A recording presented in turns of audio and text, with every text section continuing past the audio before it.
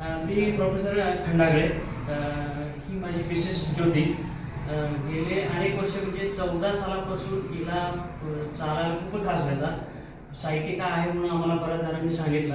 आम्ही बऱ्याच ठिकाणी जाऊन आलो, बऱ्याच ठिकाणी फिरलो, बरेच ट्रीटमेंट घेतल्या, MRI काढले, एक्सरे काढले, उद्याला ऑपरेशन करायचं तिथपर्यंत सांगितलं, डावा पाय गेला हेही सांगितलं. पण शेवटी माझी भाची स्वाती आहे, ती कबीर मागेत होतीच खूप वर्ष. ती आम्हाला नेहमी खूप रागवायची, आणि तुम्ही असलं काहीतरी करू नका, तुम्ही एकदा माझ्याकडे तिला घेऊन ये. आणि खरोखरीच मी तिच्याकडे घेऊन आलो. पण त्याच्या आधी अक्षरशः सकाळी 12 वाजेपर्यंत तिला अक्षरशः काहीच करता येत नव्हतं. म्हणजे सगळा वेळ मला तिच्या बघण्यातच जात होता. सकाळी ती आंघोळ करून आली की तिथंच ती उभा राहायची, जसं तिला बेडवरती ठेवायचो.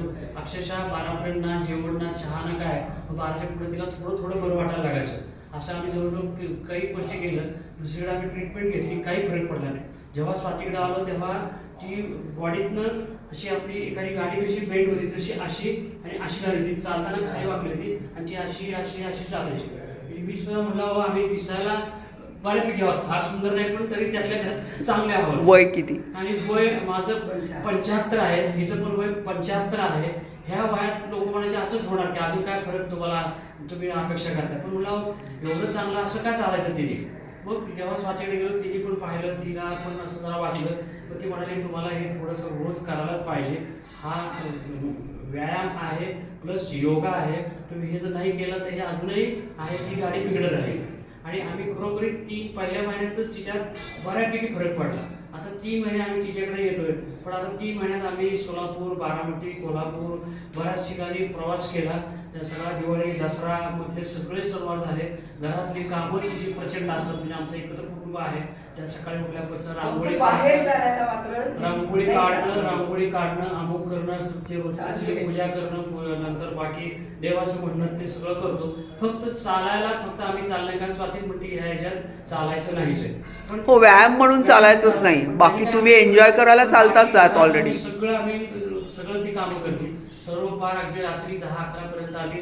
व्यवस्थित सगळं घरात तिचं झाडणं सगळे आपली जी रेग्युलर बायकाची कामं असतात स्वयंपाक तो सगळ्यांचा करते. आता सगळे पाहुणे रावळे होते दिवाळीचे, सगळं तिने केलं, फराळाचं केलं, गावाला जेवण डबे केले. तर एवढा फरक पडला. आम्ही जसा आनंद घेतो तसा तुम्ही पण सर्वांनी घ्या. थोडक्यात तुमची गाडी चांगलं फंक्शन करायला लागली आहे. आमची गाडी बंद पडली होती, फार चाकं पंक्चर झाली होती. आणि आता तुम्ही आम्हाला बघत असाल की आम्ही हाऊ यार एन्जॉय, आम्ही कसं चालतो आहोत दोघंही. नाहीतर अक्षरशः आमच्या दोघांचे चेहरे वाळून गेले होते आणि आम्हाला लोक भरपूर नावं ठेवायची.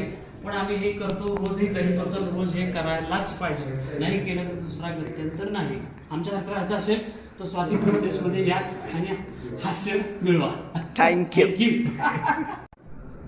मी प्रोफेसर खंडागळे.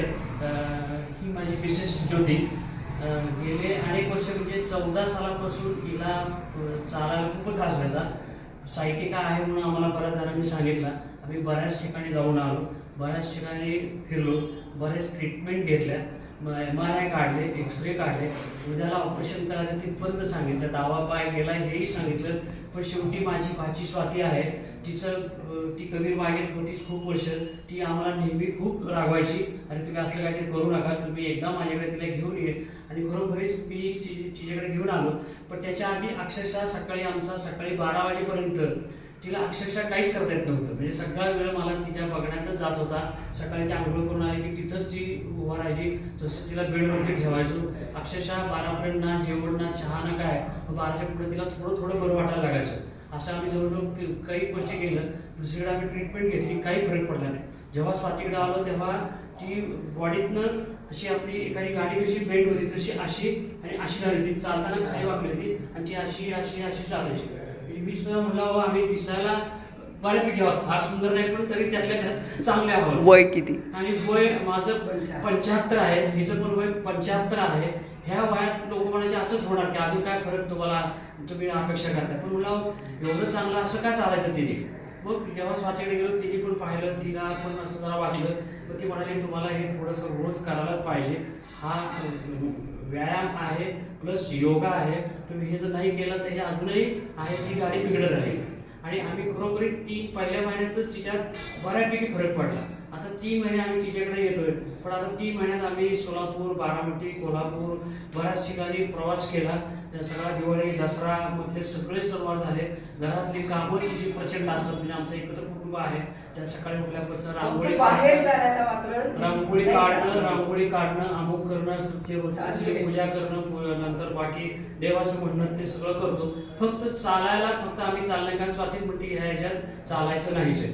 पण हो, व्यायाम म्हणून चालायचंच नाही, बाकी तुम्ही एन्जॉय करायला चालताच आहात ऑलरेडी. सगळं आम्ही सगळं ती कामं करते. सर्व पार अगदी रात्री 10-11 पर्यंत आली, म्हणजे व्यवस्थित सगळं घरात तिचं झाडणं सगळे आपली जी रेग्युलर बायकांची कामं असतात सगळ्या स्वयंपाक तो सगळ्यांचा करते. आता सगळे पाहुणे रावळे होते दिवाळीचे, सगळं तिने केलं, फराळाचं केलं, गावाला त्याच्यावर डबे केले. तर एवढा फरक पडला. आम्ही जसा आनंद घेतो तसा तुम्ही पण सर्वांनी घ्या. थोडक्यात तुमची गाडी चांगलं फंक्शन करायला लागली आहे. आमची गाडी बंद पडली होती, फार चाकं पंक्चर झाली होती. आणि आता तुम्ही आम्हाला बघत असाल की आम्ही हाऊ वी आर एन्जॉयिंग, आम्ही कसं चालतो आहोत दोघंही. नाहीतर अक्षरशः आमच्या दोघांचे चेहरे वाळून गेले होते आणि आम्हाला लोक भरपूर नावं ठेवायची. पण आम्ही हे करतो, रोजही घरी करतो, रोज हे करायलाच पाहिजे. नाही केलं तर दुसरा गत्यंतर नाही. आमच्यासारखं राहायचं असेल तर स्वाती प्रदेशमध्ये या आणि हास्य मिळवा. थँक्यू.